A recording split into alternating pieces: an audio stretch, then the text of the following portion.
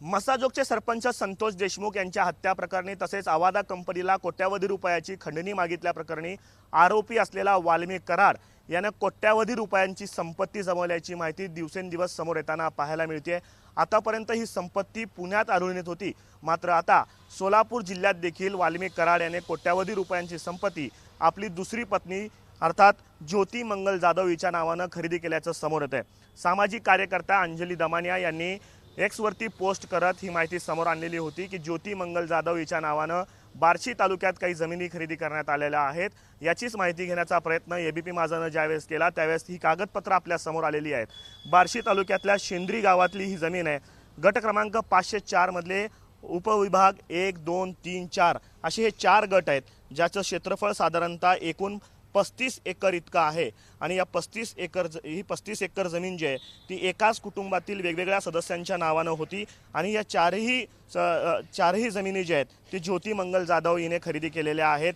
खरं तर पुण्यामध्ये जी कागदपत्र ज्योती मंगल जाधव हिने सादर केलेली होती त्याच कागदपत्रांचा वापर देखील बार्शीतल्या जमिनी खरेदी करताना आपल्याला पाहायला मिळतो आणि त्यामुळे पुण्यात ज्या महिलेच्या नावाने अर्थात ज्योती मंगल जाधवच्या नावाने संपत्ती खरेदी करण्यात आलेली आहे त्याच महिलेच्या नावाने सोलापूरच्या बार्शी तालुक्यातल्या या शेंद्री गावात जवळपास 35 एकर जमीन खरेदी केल्याचं आपल्या समोर येत आहे। या जमिनीचं बाजार मूल्य आपण जर बघितलं साधारणतः 1.5 कोटी रुपयांपर्यंत या जमिनींचं बाजार मूल्य असल्याची माहिती आपल्याला मिळते।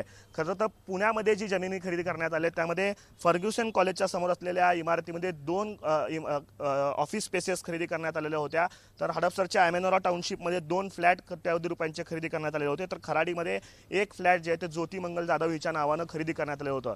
पुण्यामध्ये इतकी कोट्यावधी रुपयांची प्रॉपर्टी असताना आता सोलापूर जिल्ह्यातल्या या बार्शी तालुक्यातल्या शेंद्री गावामध्ये देखील जवळपास 1.5 कोटी रुपयांची शेतजमीन जी आहे ती ज्योती मंगल जाधव हिच्या नावाने खरेदी करण्यात आलेली आहे। त्यामुळे या ज्योती जाधवकडे इतका पैसा कुठून आला हे सांगण्यासाठी कुठल्याही ज्योतिषीची गरज आपल्याला लागणार नाहीये। मात्र जेव्हापासून वाल्मिक कराड याच्यावरती आरोप होत आहेत तेव्हापासून कोट्यावधी रुपयांची संपत्ती वाल्मिक कराड याने स्वतःच्या आपली पहिली पत्नी मंजिली आणि दुसरी पत्नी ज्योती जाधव हिच्या नावाने खरेदी केल्याची माहिती समोर येताना पाहायला मिळते।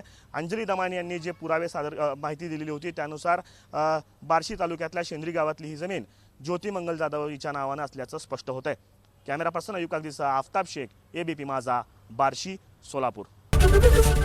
एबीपी माझा, उघडा डोळे बघा नीट।